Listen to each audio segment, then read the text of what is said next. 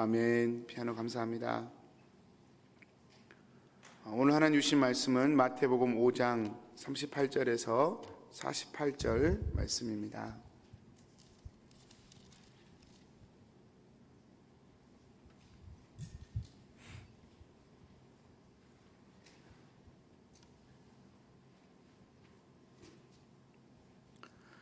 또 눈은 눈으로 이는 이로 갚으라 하였다는 것을 너희가 들었으나 나는 너희에게 이르노니 악한 자를 대적하지 말라. 누구든지 내 오른편 뺨을 치거든 왼편도 돌려대며 또 너를 고발하여 속옷을 가지고자 하는 자에게 겉옷까지도 가지게 하며 또 누구든지 너로 억지로 오리를 가게 하거든 그 사람과 심리를 동행하고 내게 구하는 자에게 주며 내게 꾸고자 하는 자에게 거절하지 말라. 또 내 이웃을 사랑하고 내 원수를 미워하라 하였다는 것을 너희가 들었으나 나는 너희에게 이르노니 너희 원수를 사랑하며 너희를 박해하는 자를 위하여 기도하라. 이같이 한즉 하늘에 계신 너희 아버지의 아들이 되리니 이는 하나님이 그 해를 악인과 선인에게 비추시며 비를 의로운 자와 불의한 자에게 내려 주심이라. 너희가 너희를 사랑하는 자를 사랑하면 무슨 상이 있으리요? 세리도 이같이 아니하느냐? 또 너희가 너희 형제에게만 무난하면 남보다 더하는 것이 무엇이냐? 이방인들도 이같이 아니하느냐? 그러므로 하늘에 계신 너희 아버지의 온전하심과 같이 너희도 온전하라. 아멘. 아멘. 꼭이 아닙니다. 다가 아닙니다. 인격 안에서 반응하라는 말입니다. 좀 제목이 긴데요.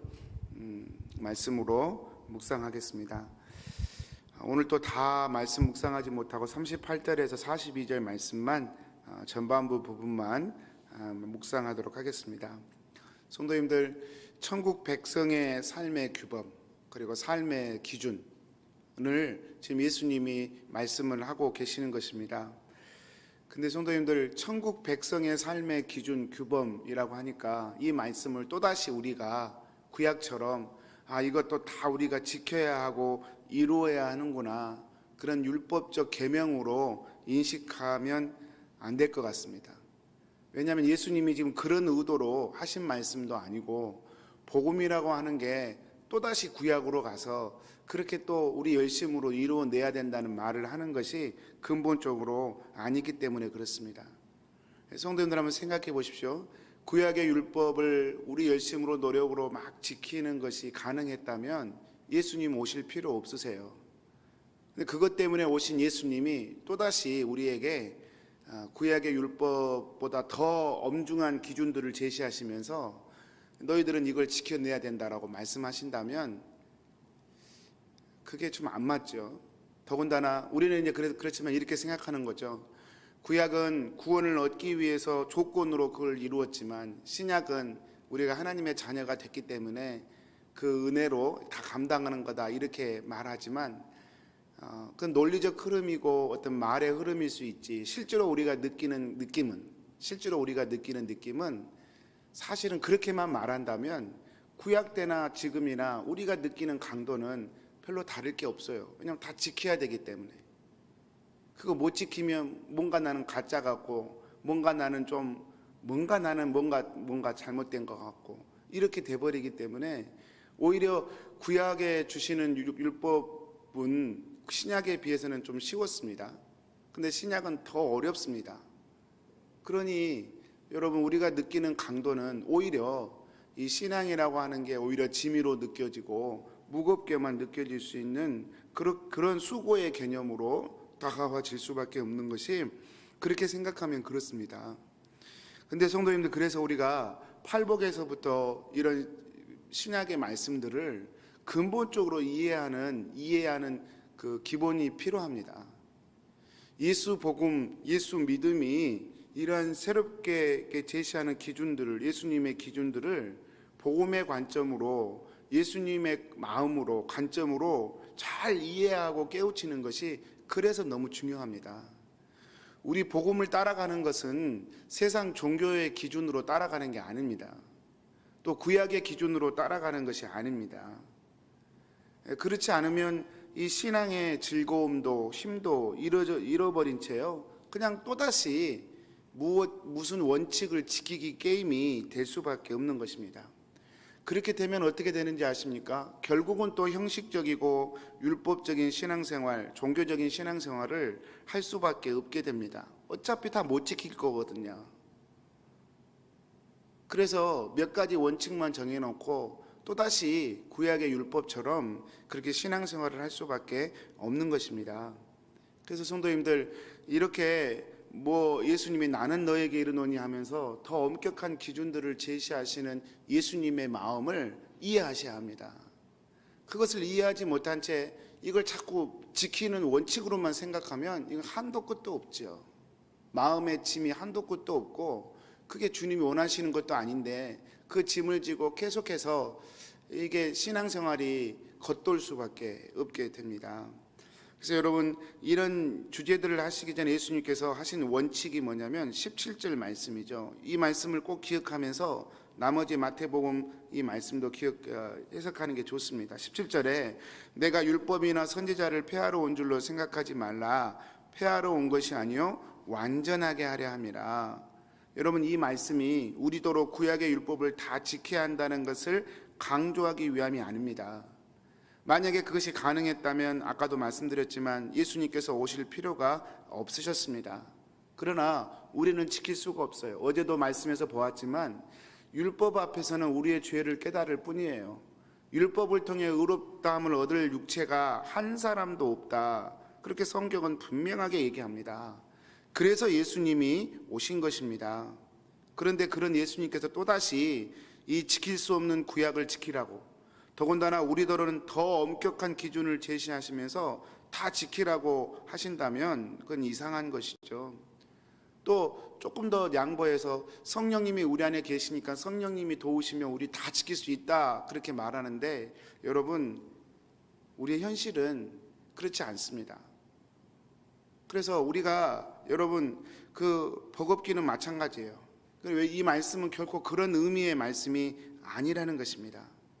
이 예수님이 오신 이유가 이 율법을 완성하기 위함이라고 말씀하신 그 의미를 여러분 이해하셔야 합니다. 그것은 이것입니다. 우리가 다 지켜야 한다는 게 아니에요. 예수님이 다 지키시고 이루신 것들이라는 것을 먼저 이해해야 합니다. 율법의 완성을 예수님이 하신 것이지 우리가 할 수 있는 게 아니에요. 예수님이 하셨다는 사실을 먼저 우리가 받고 기억해야 합니다. 그럼 우리가 해야 할 일은 무엇입니까? 정말 예수님의 심정은 그거예요. 내 안에 거하라. 예수님이 다 이루셨기 때문에 우리는 예수님 안에 믿음으로 거하는 거예요. 이것이 예수님이 가장 원하시는 것입니다. 서둘러 무엇을 가서 내 열심과 내 노력으로 이루는 것이 아니라 예수님 안에 거하는 거예요. 그것이 오늘도 예수님이 우리에게 하시는 말씀입니다. 오늘 또 말씀을 풀어가면서 이 방향에서 한번 말씀을 이해해 보도록 하겠습니다. 구약의 율법은 내가 어떤 손해를 입거나 어떤 상처를 입었을 때 받은 것만큼 그 범위 내에서 복수하는 것을 허락했습니다. 그게 눈에는 눈, 이에는 이예요. 더 이상 하지 말고 받은 만큼 그 범위 안에서 복수할 수 있다. 이것이 구약의 가르침이었습니다. 근데 예수님은 오늘 그것도 하지 말라는 것입니다. 오히려 오른뺨을 때리면 왼편까지 돌려대고 또 속옷을 가지고자 하면 겉옷까지 내어주라고 하셨습니다. 또 오리를 가자고 하면 심리를 같이 동행해 주라고 하셨습니다. 누가 그렇게 했다는 뜻입니까? 예수님이 그렇게 하셨다는 뜻이에요. 우리의 노력과 힘으로 이것을 이루어내라고 먼저 말씀하시는 것이 아니라 예수님이 십자가에서 이루신 것이 무엇인지를 먼저 우리에게 보여주시는 것입니다. 39절 말씀 먼저 한번 보겠습니다. 나는 너에게 이르노니 악한 자를 대적하지 말라. 누구든지 내 오른편 뺨을 치거든 왼편도 돌려대며. 제가 언젠가 설명드렸지만 여러분, 뺨을 맞아도 왼쪽 뺨을 맞는 거하고 오른쪽 뺨을 맞는 거하고 이게 수모감이 완전 다릅니다. 중동 사람들은 왼손은, 오른손은 밥 먹는 손이고요, 왼손은 더러운 거 만지는 손이에요. 우리 옛날에 휴지가 없었지 않습니까? 휴지 없었을 때 쥐처리를 왼손이 하는 거예요. 그래서 왼손은 항상 더러운 손이에요. 그래서 왼손으로 악수도 안 합니다. 중동 사람들은. 지금도 그게 몸에 굳어져서. 왼손은 정말 더러운 손이에요.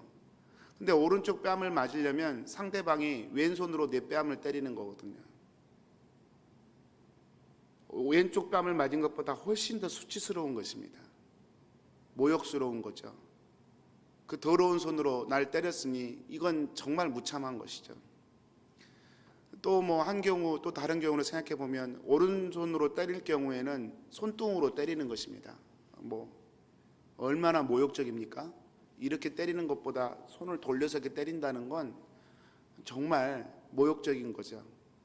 또 한 경우를 보자면 뒤에서, 내가 걸어가는데 뒤에서 그냥 느닷없이 와서 그냥 갑자기 그냥 얼떨결에 뺨을 맞는, 이 세 가지 경우 다 여러분 굉장히 모욕적인 경우입니다.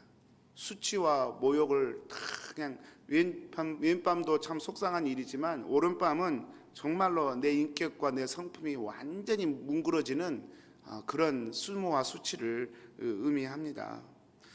여러분, 이거를 두고 누가 내 뺨을 때리면 십자가 생각하고 참아내라, 그러지 않으면 우리는 가짜다, 그런 얘기하는 것이 아닙니다. 그런 얘기하는 게 아니에요. 여러분, 먼저 이해하셔야 합니다. 이 말씀이 무엇을 하라라는 말씀이 아니라 우리 주님이 먼저 그렇게 하셨다는 것입니다. 마태복음 26장 67절에서 68절 말씀, 우리가 잘 아는 말씀인 제가 그냥 읽어보겠습니다. 이에 예수의 얼굴에 침뱉으며 주먹으로 치고 어떤 사람은 손바닥으로 때리며 이르되 그리스도야, 우리에게 선지자 노릇을 하라. 너를 친 자가 누구냐? 예수님이 십자가 지시기 전에 이런 수모를 당하셨어요. 주먹으로 쳤어요. 그리고 손바닥으로 때리고, 또 다른 복음서에 보면 침을 뱉고 가시관을 씌우면서 조롱을 했어요. 여러분, 이것은 구약에 미리 예언된 부분이에요. 이사야 53장에 보면 3절과 7절만 제가 읽어드리면, 그는 멸시를 받아 사람들에게 버림받았으며 간고를 많이 겪었으며 질고를 아는 자라. 마치 사람들이 그에게서 얼굴을 가리는 것 같이 멸시를 당하였고 우리도 그를 귀히 여기지 아니하였도다. 그가 곤욕을 당하여 괴로울 때에도 그의 입을 열지 아니하였으며 마치 도수장으로 끌려가는 어린 양과 털 깎는 자 앞에서 잠잠한 양같이 그의 입을 열지 아니하였도다. 얼굴을 주먹으로 맞고 손바닥으로 맞았고 뺨을 맞았습니다. 그것도 천지를 지으신 하나님께서 한낱 피조물에 불과한 인간에게 그런 수모를 당하고 계시는 거예요. 그런데 우리 주님은 항변하지 않았습니다. 보복하지 않았습니다. 그것을 다 묵묵히 다 받아내셨다는 말이죠. 속옷을 달라고 할 때 겉옷도 주는 것도 우리 주님이 십자가에서 이루신 일입니다. 여러분, 요한복음 19장 23절 24절 제가 계속 읽어드리겠습니다. 군인들이 예수를 십자가에 못 박고 그의 옷을 취하여 네 깃에 나누어 각각 한 깃씩 얻고 속옷도 취하니 이 속옷은 호지 아니하고 위에서부터 통으로 짠 것이라. 예수님께서 십자가에 있으실 때 겉옷을 먼저 벗겨가지고 네 조각으로 나누어서, 왜냐하면 사형수의 옷을 가지면 소위 재수가 좋다고 그 당시에 통념으로 알려져 있었나 봐요. 그래서 그 사형수의 옷을 벗겨서 네 조각으로 나누어서 가졌습니다. 그리고 속옷은 통으로 짠 것이라서 나누면 안 되니까 그냥 통으로 제비 뽑아서 한 사람이 가졌습니다. 이건 역시 구약에서 예언된 시편 22편 18편의 18절에서 예언된 말씀입니다.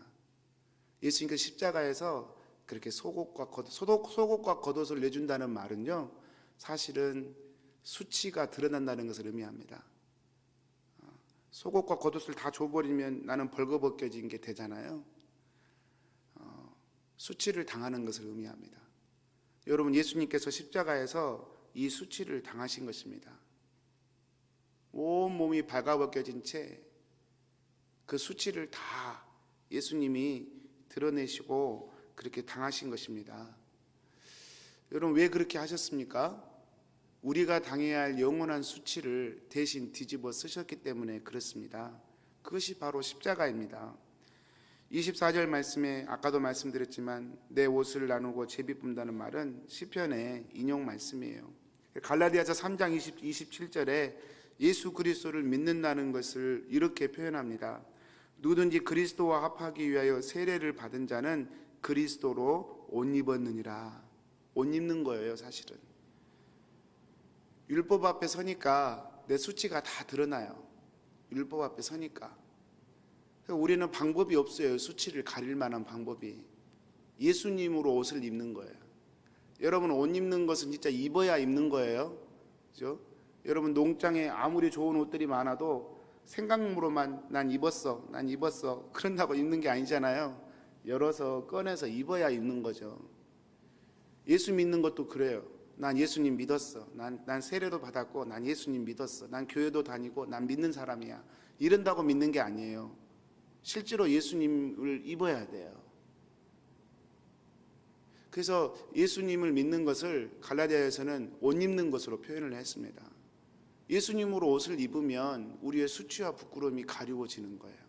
여러분, 예수님이 속옷도 내려주라 그러면 겉옷도 내어주라, 그 말이 이 십자가에서 예수님이 이루신 그 우리의 수치와 부끄러움을 다 담당하신 그 사건을 의미한다, 그 말입니다. 그것을 먼저 보자는 얘기예요. 그것부터 뭘 하자는 얘기가 아니라 그것을 우리가 깨닫고 그 은혜 안에 들어가자는 얘기입니다. 여러분, 이래도 예수님이 안 좋으십니까? 이래도 예수님과 친밀하게 동행하는 것이 부담이 되십니까? 우리가 지금 뭔가 가려져 있는 거예요. 종교의 눈에 예수님의 십자가의 실체를 보지 못하도록 철저히 가려져 있는 거예요. 부담되는 거예요. 예수님 앞에 가는 것이. 뭐 해야 된다라고 전제하고 가니까. 예수님은 그게 아니거든요. 예수님이 행하신 일을 먼저 보고 예수님 안에 푹 사랑 안에 젖어들기를 원하시거든요. 그것이 첫 번째입니다. 여러분, 예수님께서 누구든지 오리를 가고자 하거든 십리를 동행해라. 여러분, 41절 말씀도 사실 예수님이 이루신 말씀입니다. 오리를 가자는 말 속의 배경이 여러분도 아시겠지만 원래 로마 군인들이 노역을 시키기 위해서, 강제 노역을 시키기 위해서 법이 있어요. 법이. 군인은 아무 집에나 가서 너 나와 그러면 나와야 돼요. 그리고 이 일해 그러면 이 일을 해야 돼요. 그 얘기하는 거예요. 그러니까 노역입니다. 노역. 강제 노역이에요. 강제 노역. 근데 강제 노역을 오리를 시켰는데 억지로 강제 노역을 2배 할 사람이 누가 있어요? 억지로 시킨 건데, 강제 노역인데 할 사람이 없습니다. 오리도 입 나와서 할 수밖에 없는 게 우리예요. 하기 싫은 걸 시키는데. 그런데 예수님이 우리 가운데 오셨어요. 우리 가운데 오셨을 뿐만 아니라 우리와 영원히 함께 하셔요. 우리에게 잠깐 오셔가지고 우리를 잠깐 어떻게 하신 것이 아니라 우리에게 오셔서 그 십자가의 모진 고통 다 당하시고, 그것도 모자라 성령으로 지금도 우리 안에 함께 거하고 계신단 말입니다. 오리를 가는 사람에게 십리를 같이 가는 게 아니라 영원히 함께 같이 가버리시는 분이 우리 주님이시라는 거죠. 여러분, 이 주님을 우리가 보자는 것입니다. 예수님은 십자가에 달리실 그 사건을 지금 미리 우리가 어떻게 하면 천국 백성으로 살 수 있을까, 그 방법과 어떤 것을 얘기하는 게 아니라 예수님이 지시할 십자가가 어떤 것인가를 지금 이런 말씀을 통해서 미리 말씀하고 계시는 것입니다. 42절에도 보면 내게 구하는 자에게 주며 내게 꾸고자 하는 자에게 거절하지 말라. 여러분, 이거 지킬 사람 없습니다. 여러분, 다 와서 나한테 달라 그러면 어떻게 하겠습니까? 빌 게이츠인들 감당하겠습니까? must do something이 아닙니다. 여러분, 이 말 역시 예수님이 다 이루신 거 아닙니까? 예수님은 그냥 우리에게 달라고 하는 것 들어주는 정도가 아니라 아예 생명을 주셨습니다. 아예 생명을 통째로 주셨어요. 다 줘버리셨어요. 이 예수님을 말씀하시는 것입니다. 여러분, 이 말씀, 나를 위하여 생명까지 다 줘버리신 주님, 내가 당해야 할, 영원히 당해야 할 수치와 부끄러움을 위하여 먼저 수치와 부끄러움을 다 당하시고 내 인생의 옷이 되시는 주님, 내 인생의 순환과 고통을 다 미리 다 담당하시면서 한마디의 항변도 보복도 안 하신 우리 주님, 그런데도 주님과 함께하는 것이 부담스럽다면 정말 우리는 눈이 가리워져 있는 것입니다. 이 주님을 사랑하고 이 주님을 매일 사모하며 사는 것이 내게 어렵다고 한다면 우리는 지금 철저히 눈에 가리워져 있는 것입니다. 이렇게 좋으신 주님과 연합되자고 하는 것이 성경의 말씀입니다. 사랑하는 성도님들, 예수님과 연합되는 것이 아직도 부담이 되십니까? 부담이 된다면 제가 이해할 수 있을 것 같아요. 왜냐하면 저도 그런 부분이 아직도 조금 남아있고 또 그랬었으니까요. 뭔가 연합되면 예수님처럼 해야 될 것 같은 부담이 있는 것이죠.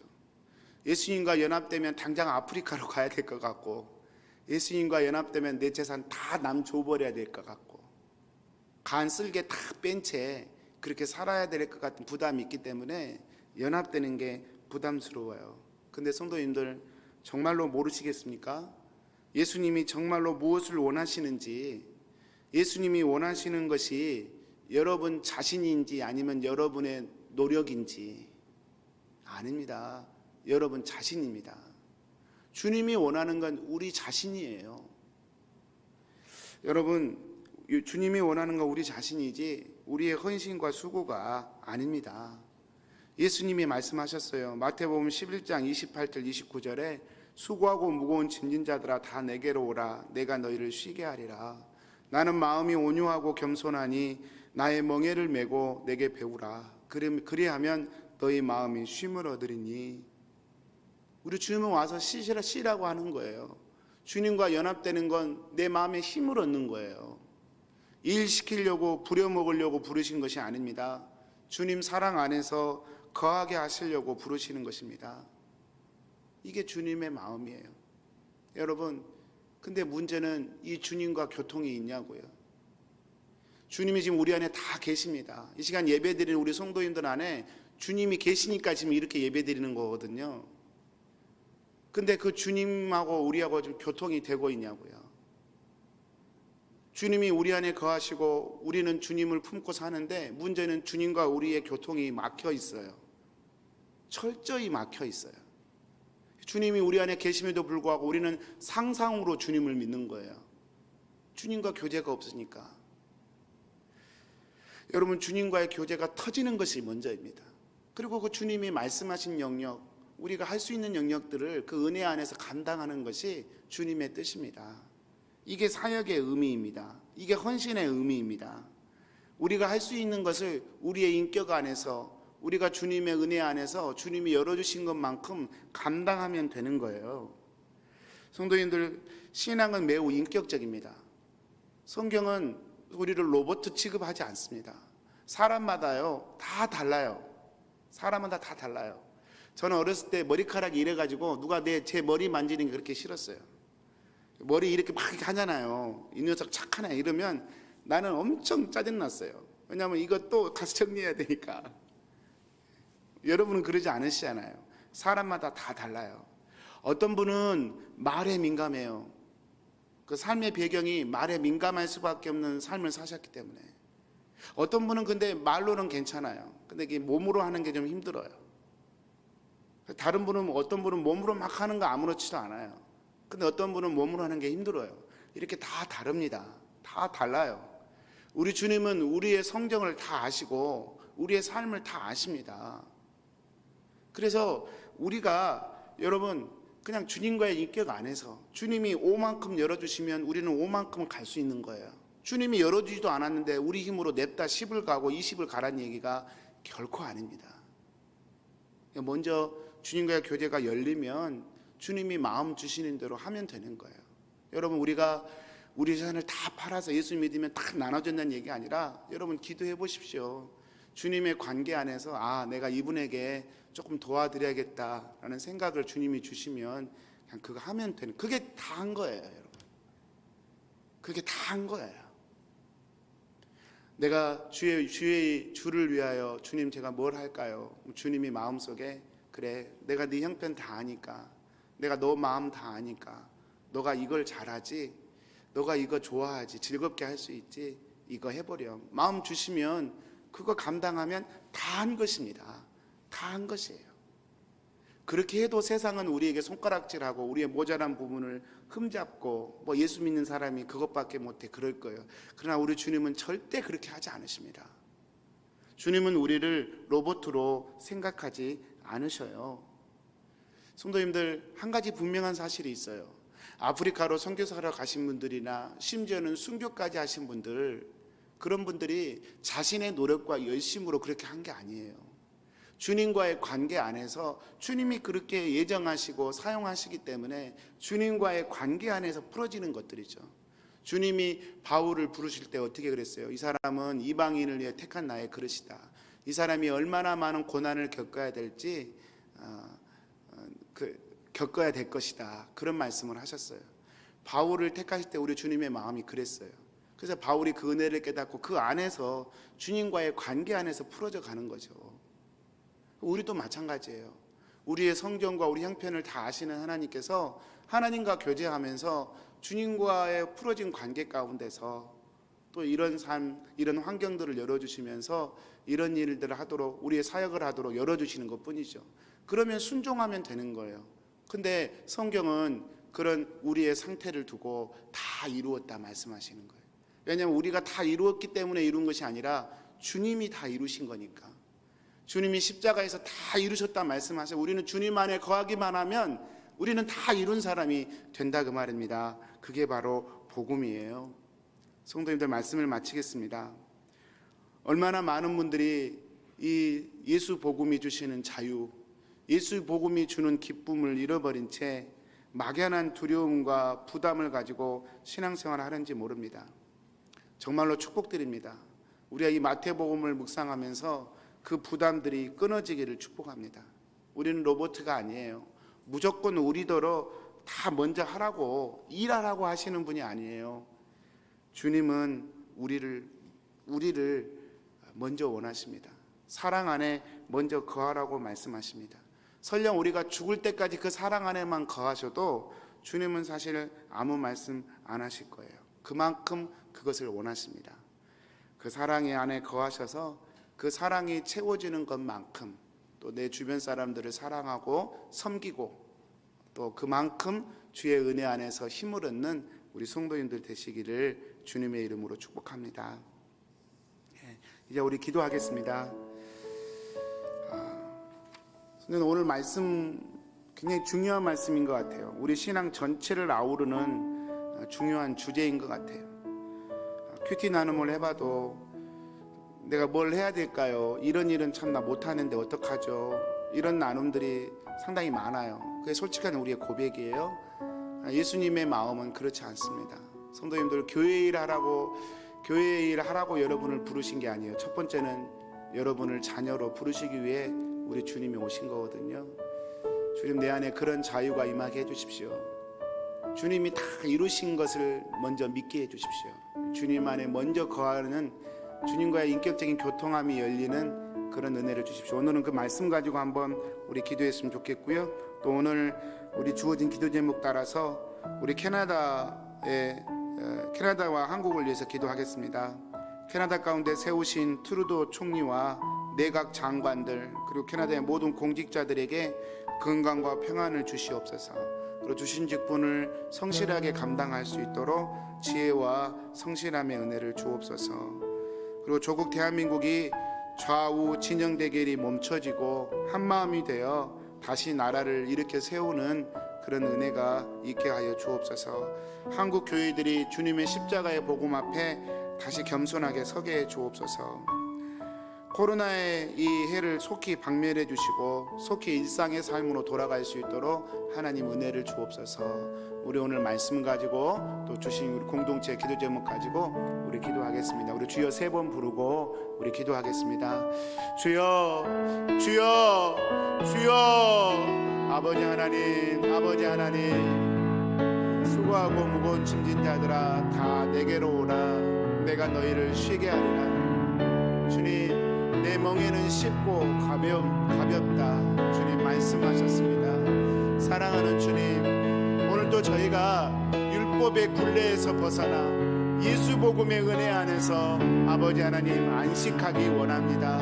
아버지 하나님, 주님이 나를 위하여 수치당하신 것 제가 기억하며 그 은혜 가운데 우리의 삶이 회복되기를 원합니다. 주님, 나를 위하여 이 땅까지 오셔서 아버지 하나님 그 모든 수모와 수치를 다 당하시면서까지 나를 위하여 끝까지 동행해 주신 주님의 은혜를 주님 저희가 기억하고 알기를 원합니다. 누리기를 원합니다.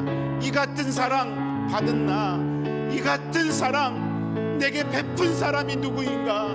주님의 그 사랑, 주님의 그 은혜, 주여 저희가 날마다 기억하게 하여 주옵소서.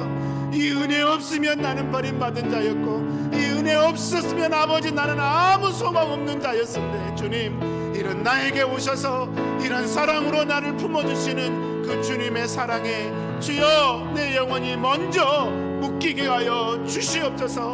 오늘도 주님 사랑 안에 거하기 원합니다.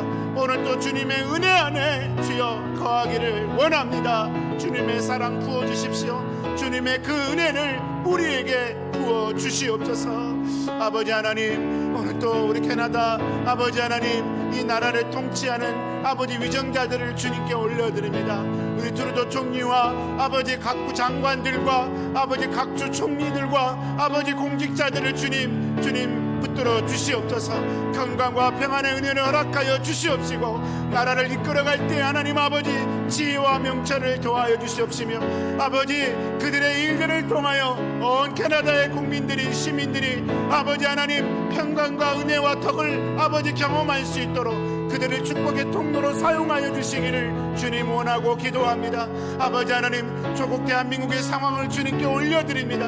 아버지 신앙조차도 믿음조차도 좌우 진영 논리에 매몰되어 버리는 이 극단적인 상황이 속히 멈춰질 수 있도록 하나님 은혜 허락하여 주시옵시고, 아버지 하나님 조국 대한민국이 한마음이 되어 아버지 하나님 나라를 다시 일으켜 세우는 귀한 은혜가 있도록 하나님 축복하여 주시옵소서. 아버지 하나님 조국 한국교회를 아버지 은혜 주셔서 다시 십자가의 복음으로 돌아가 주님과의 교제가 열리고 주님과 친밀함의 눈이 열리며 주님의 음성을 들으며 주님의 생각을 분별해내며 주님의 음성 앞에 아버지 하나님 자유와 기쁨을 누리는 한국교회로 다시 한번 회복할 수 있도록 하나님 은혜 허락하여 주시옵소서.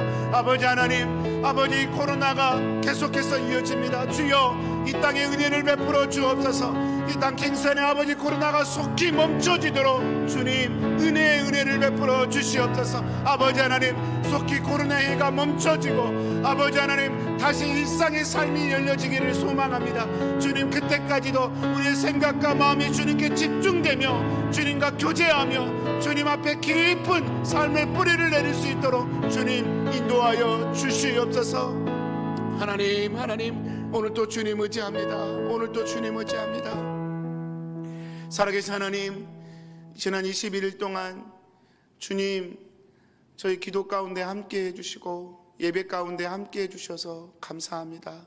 사랑하는 주님, 주님 복음 안에서 늘 자유하기를 소원합니다. 주님의 복음이 우리의 마음을 뚫고 들어오셔서 정말 우리 안에 참된 쉼이 일어나고 힘이 일어나기를 소원합니다. 예수 믿는 것이 얼마나 행복한 일이고 얼마나 가슴 벅찬 일인지 우리의 영이 열려, 영의 눈이 열리고 귀가 열려 듣고 보게 되기를 소원합니다. 주님 그 은혜로 오늘 하루도 또 주어진 삶도 달려갈 수 있도록 주님 축복하여 주옵소서. 오늘 또 캐나다와 한국과 주님 코로나의 상황과 우리 삶의 모든 상황들을 주님께 올려드리오니 주님 붙들어 주시고 모든 것들 속에서 우리 주님의 선하신 뜻들을 날마다 이루어 주옵소서. 예수님의 이름으로 기도합니다. 아멘. 하늘에 계신 우리 아버지여, 이름이 거룩히 여김을 받으시오.